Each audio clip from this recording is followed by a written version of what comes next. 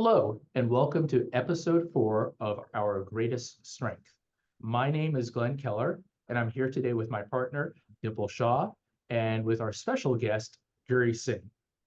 Guri and I have known each other since 2007 when we first started working together at Reynolds Packaging Corporation. I was the business services manager, and Guri was a really kind of rock star Oracle DBA who's now morphed on and moved on in his career, and now he is a business solutions expert. And so welcome, Guri. And to Thank you, get Glenn. started, can you tell us a little bit about your journey and how you got to the USA? What brought you here? Sure. My journey to the US is sort of an interesting story because there was no intention specifically of moving to US initially.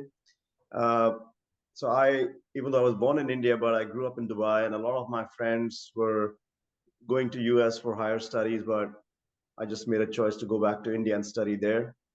And after I did my engineering, again, a lot of my friends, my coworkers, etc., US was always the place everybody wanted to go. But initially, I did not have any such intentions. But along the line, I thought that, hey, I'm going to find out what all the fuss is about, and I want to go to US and try it out for myself. And that's how the journey sort of started, where I started looking for a job in the US and finally got one. And that's how I ended up here. Wow, pretty interesting. Well, welcome once again, Guri. Thank Thanks you. for doing this with us. So I'm curious to know because I'm an immigrant myself, being an immigrant in this country, what was your visa processing journey like? What were the frustrations, or were there any silver linings to it? How was the entire process, immigration process for you? Sure. And, as any immigrant will tell you, it's never an easy process. Uh, again, I made it sound a little bit easy saying that, hey, I started looking for a job and then I finally found one. But the truth behind the story is that, it took me about a year and a half to 2 years of applying to various positions before I found something. And that's how the process kind of starts. And that was around the time that I also got engaged to my wife now. Uh, and we talked about it, and we sort of made a conscious decision that, hey, we're going to go to US, we'll check it out, we'll see what the fuss is all about, as I said earlier. But the visa process itself, once the processing started, I got my papers, and it's a pretty arduous sort of a process where you have to go to the embassy, and the line starts forming at 7 a.m. But people usually get there at like 3 a.m. in the morning, and because you have to sign up on the sheet, and you want to make sure that you get there early enough so that you are able to see the immigration officer on time. So I reached there at 3 a.m. and it was winter time. I believe it was either January or February. So super cold in Delhi. Uh, Luckily, my fiance at that time and now my wife, she had a car, so I borrowed her car. I get there to the embassy and put my name down, and then I had an alarm clock with me to make sure that I wake up. We didn't have any iPhones or cell phones back then to put the alarm, so I just had an old analog alarm clock that I set up to wake me up. And I said, I mean, it was super cold, and a couple of guys, they knocked on my door and they were like, do you mind if we just sleep in the car with you because it's so cold outside? Uh, but anyways, I mean, we passed the night, and next day morning, I think by around 11 or so, I got my turn to go and see the immigration officer. And I went there with all my documents, and he takes a look at it and just throws them back at me. And I'm like, what's going on here? He's like, well, I don't trust these documents. They could be all fake. And I believe they're sort of testing you out as well, seeing your confidence, etc. Because there are a lot of fake people too who get fake documents. So he threw them back at me, and I was like, well, dude, you know, I've got a degree in engineering. I work for a really good company. I've got certifications in Oracle, yada, yada, yada. And he takes them back, and then he's like, hang on. He goes back for what seemed like forever, but I think it was like maybe 5 or 10 minutes. Comes back and he's like, all right, you're approved. So, I mean, those, as I said, those 5 to 10 minutes were sort of the longest 5 to 10 minutes of my life, because, you just don't know what's going on. Yeah. Because the way he kind of reacted initially, it sounded like, he was just going to kick me out. I mean, from there on, things were pretty straightforward, and, got to US, and as I say, the rest is history. So what about after you got here though? What about your green card? How long did you have to wait, and what did that look like? Oh, that was another interesting story. Just like any other immigrant, I think the first thing you want to try to do is get a green card. And so the company I was working with, they filed for my green card, but these companies, they also know that, if you get your green card really fast, you're going to leave them because they are gouging you. I mean, they pay you like, really, really low wages. When I started off working at $45,000 a year as a DBA, and I'm sure Glenn, you already know that what a DBA can make in a year. So, anyways, I mean, they filed for a green card, but they filed it in the slowest possible route that they could. Around 2006, I and there are all these forums that you can go and figure out what your status is on the green card processing times, etc. And by the time that it was around the time when I thought that I could be getting my first stage cleared pretty soon. There was a change that was made by the INS, or the government agency that approves the green cards. And what they said was that you could no longer go in and ask them what the status of your application was. Only the attorney or the company that's filed for a green card could find out the status. Right. Which made things even harder, because Yeah. The company doesn't really want you to get a green card, even though they say that to you because they want to retain you, but at the same time they don't want you to get it. But then I was following all these forums, and somebody had a loophole in there where you could send an email to an email address, and they would respond back to you in maybe a month or so with your status.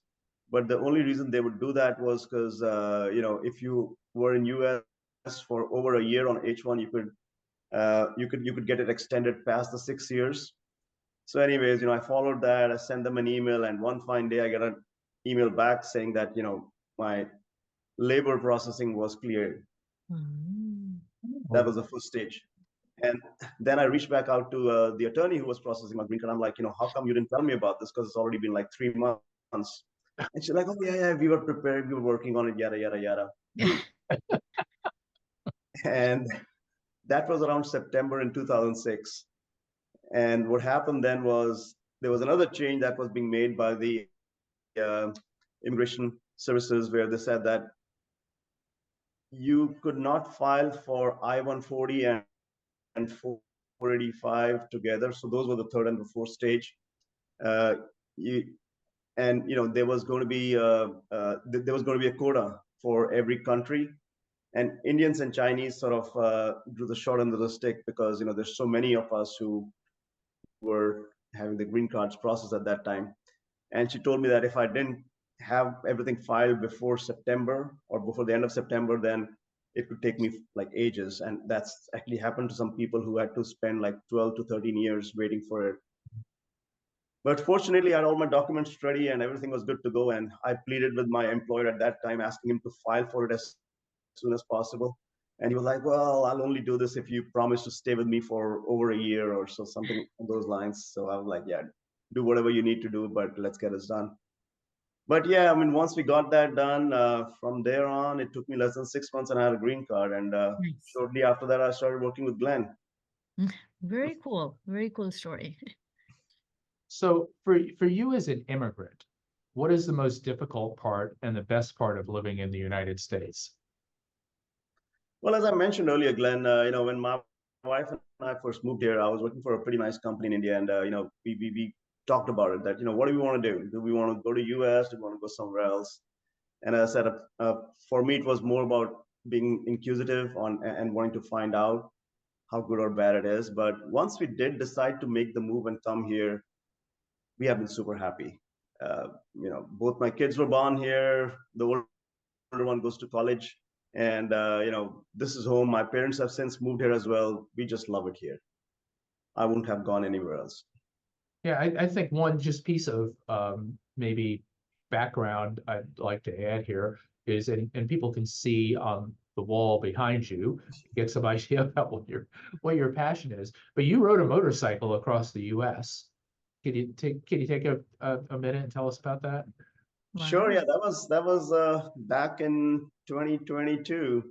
Uh, I had just gotten laid off, but I was also going to turn 50 that year, and as part of my 50th birthday celebration, and since I had the time to do it, I decided to ride my motorcycle from the East Coast to the West and back. Uh, and in doing so, we also picked a charity, which was the Juvenile Diabetes Foundation of America, and we partnered up with them to raise awareness about juvenile diabetes, because my nephew who lives in India, he was diagnosed with that in 2019. I mean, doing road trips in the US is one of the best things about this country, and doing it on a motorcycle is even more fun. Okay, so you shared that you've been here about almost 23 years now, or around that time. What is it that you miss the most about your first About home India? in India? Well, I would say the food probably is going to be number one. I know a lot of Right. people might say family, but other than my sister, my parents, as I live here, and we also have some other relatives who live in the U.S. as well. So, Mm. while I do miss them, I would say food is probably number one. A lot of my friends have since moved to U.S. as well, so and they're pretty much spread all across the globe. Some are Nice. in Australia or Canada as well. But yeah, food would be my number one. So if someone were to ask you, someone from another country, Mhm, why they should travel to the U.S., mhm. what would you tell them? Well, I would just ask them why not, because I believe US gives you the best of everything. Uh, Even though there's a lot of backlash in the recent years about racism, and that this country is headed down the wrong path. When I first moved to US, and when I started working here, it was right around the time that 9/11 happened. Mhm. And even though I've faced my fair share of racism, and especially sporting a turban and walking out on the street is not the most advisable thing, I guess. But for every person who has made a bad comment towards me or tried to be aggressive, I've had multiple people who defended me. Wow. We were out at a club. This was back in 2002, and again, I was wearing my turban, and there were some people who were looking weirdly at me, and a couple of the bouncers, they came up to me and my wife, and they were like, don't worry about it. We got you covered, brother. So, I mean, it does make you feel good. So this is why I say that this country has given me nothing but love, and they have welcomed me with open arms. Mhm. And, for every bad apple that's out there, I would say there are probably 50 good ones who worked on a daily basis to ensure that we are successful as a country. You and I, we are immigrants from India. There are immigrants from all over the world in this country, right? Do you feel like immigrants from coming in from one place are treated differently than immigrants that are coming in from another place? And if so, how? In your observation, I just. That's an interesting question, Dimple. Honestly, I haven't really felt that way, because, as I said, I mean, I feel that most people that I've met, they welcome you and embrace you with open arms. In fact, that's one of the reasons why US is the number one country in the world. And in fact, I feel that legal immigration in the US is one of the big reasons why we are number one, because when a person first comes to the US, they are full of energy. They really want to do something because they've really struggled through it.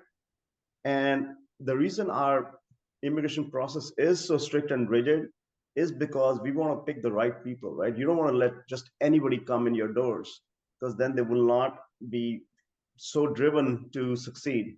But when a person struggles hard and they come here, which is why the first generation of immigrants, they add a lot to the bottom line of this country. But I believe that anybody who's willing to put in that hard work and effort is treated equally. I mean, I really haven't seen or heard of different countries or different ethnicities being treated differently. Cool. All right. Very cool. Yeah. So Dimple or Guri, did you have any closing comments? We're about out of time. I would just thank you so much, Guri, for coming in as our guest and for everything that you shared. If there are any questions that we haven't asked you and any thoughts that you would like to share, now's the time. Thank you so much again for coming in. Now, I appreciate you guys doing this. This was nice. As I said, and I mentioned this to Glenn earlier, that yeah, I wouldn't move to any other country in the world. I mean, I've traveled extensively. I've visited my friends in US. I'm sorry, outside of US, in Canada and Australia and Europe. But I just feel that our life here is much, much better. Don't forget to send us your feedback and comments.